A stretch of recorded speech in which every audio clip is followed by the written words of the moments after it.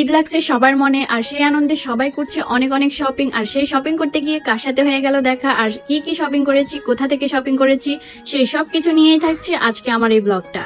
Hello everyone, আসসালামু আলাইকুম। আমি আপনাদের নোয়াখালী বোন চলে এসেছি আপনাদের জন্য নতুন আরেকটা ঈদ শপিং ব্লগ নিয়ে। মোটামুটি সবার তো ঈদের শপিং কমপ্লিট হয়ে গেছে, শুধু বোধহয় আমিই বাকি ছিলাম। তো আজকে আমিও শপিং করতে চলে গিয়েছি। আজকে শপিং করতে চলে গিয়েছিলাম আমার মেজো ননদকে সাথে নিয়ে। আজকে আমাকে আমার মেজো ননদ শপিং করে দেবে, তো আমরা সেজন্য সর্বপ্রথম চলে গিয়েছিলাম ইজি ক্লিকে। আর ইজি ক্লিক থেকে আমরা আজকে প্রথমে হিজাব কিনবো। আর ইজি ক্লিকে যাওয়ার পর দেখা হয়ে গেল আমাদের সানজিদা আপুর সাথে। আমি প্রত্যেকবার ইজি ক্লিকে গেলেই আমার সানজিদা আপুর সাথে দেখা হয়ে যায়। আর সানজিদা আপুর কথা কি আর বলবো, মাশাআল্লাহ সানজিদা আপুকে অনেক অনেক সুন্দর লাগছিল। আজকে সানজিদা আপুর পুরো লাইভটা দাঁড়িয়ে দাঁড়িয়ে দেখছিলাম আর ভাবছিলাম একটা মানুষ কতটা পরিশ্রমী হলে এভাবে রমজান মাসে রোজা রেখে এত সুন্দর করে লাইভ করতে পারে। আজকে ইজি ক্লিকে যাওয়ার আরো একটা কারণ ছিল, সেটা হচ্ছে আমার ভাগিনা, সে অনেকদিন ধরে সানজিদা আপুর সাথে দেখা করতে চাচ্ছিল। সে তার নাকি সানজিদা আপুকে অনেক ভালো লাগে। যাওয়ার পর তো দেখলাম আপু অনেক অনেক ব্যস্ত আর এত এত কাজ করছিল যে তার সময় হচ্ছিল না। কিন্তু সানজিদা আপুর একটা ভালো গুণ আর ভালো দিক হচ্ছে গিয়ে কি, সে যতই ব্যস্ত থাকুক না কেন সে তার ভালোবাসার মানুষদেরকে সময় দিতে কোনো কমতি রাখে না। এত এত ব্যস্ততার মাঝেও সে আমার এই ছোট্ট ভাগিনার আবদারটা পূরণ করে দিল।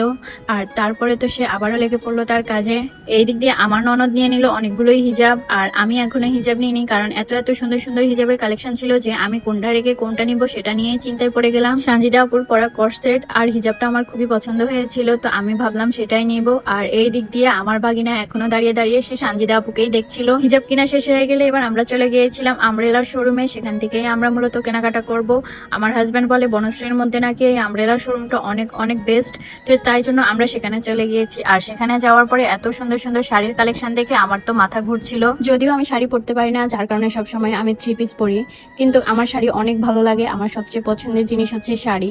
আমি যেখানে যাই সবসময় শাড়ির কালেকশন গুলোই সর্বপ্রথমে দেখি। তো এখানেও আমি শাড়ির কালেকশন গুলো দেখছিলাম আর আমার কাছে এত ভালো লাগছিল, সব কয়টা শাড়ি আমার ভালো লাগছিল।